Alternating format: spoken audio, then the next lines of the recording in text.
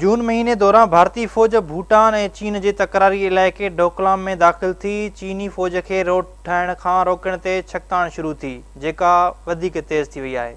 चीन जे सरकारी अख़बार ग्लोबल टाइम्स में शाइल थियल हिक मज़मून में चयो आहे त चीन डोकलाम जे तकरारी इलाइक़े मां भारतीय फ़ौजुनि खे ॿाहिरि कढण लाइ ईंदड़ 2 हफ़्तनि अंदरि भारत ख़िलाफ़ महदूद नोयत जी जंग जी तयारी करे रहियो आहे।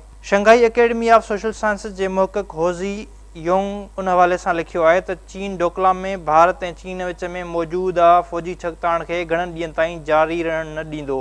मज़मून में चयो आहे त भारतीय फ़ौजुनि खे डोकलाम मां ॿाहिरि कढण लाइ 2 हफ़्तनि अंदरि महदूद जी फ़ौजी कार्रवाई शुरू थी सघे थी। हुज़ी यांग जो चवणु आहे त भारत ख़िलाफ़ फ़ौजी कार्रवाई शुरू करण खां अॻु चीनी हुकूमत भारतीय परॾी वज़ारत खे इतलाह ॾींदी। चीनी सरकारी अख़बार पंहिंजे एडिटोरियल में सख़्त ॿोली इस्तेमालु कंदे लिखियो आहे त भारत हिकु अहिड़े मुल्क खे चैलेंज कयो आहे जेको संदसि मुक़ाबले में तमामु घणो ताक़तवर आहे।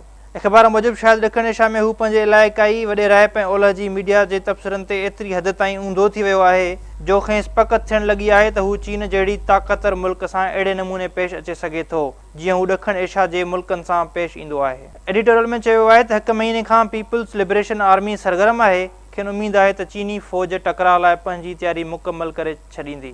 अख़बार लिखियो आहे त नरेंद्र मोदी जी हुकूमत आलमी क़ानून जी भञकिड़ी करे रही आहे ऐं भारत जी क़ौमी वक़ार ऐं पुरअमन तरक़ी जे अमल खे ख़तरे में विझी रही आहे। अख़बार मूजिबि मोदी खे चीनी फ़ौज जी अज़ीम ताक़त ऐं संदसि हथियारनि बाबति अंदाज़ो हुअणु घुरिजे। भारतीय फ़ौज जे चीनी फ़ौज सां का बि भेट न आहे।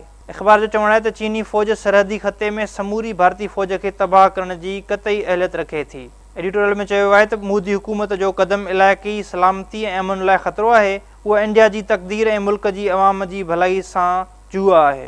जेकॾहिं मोदी सरकार पंहिंजे ज़िद ते क़ाइमु रही त उहा मुल्क खे हिकु अहिड़ी जंग में धिके छॾींदी जंहिंखे रोकणु भारत जे कंट्रोल में न हूंदो।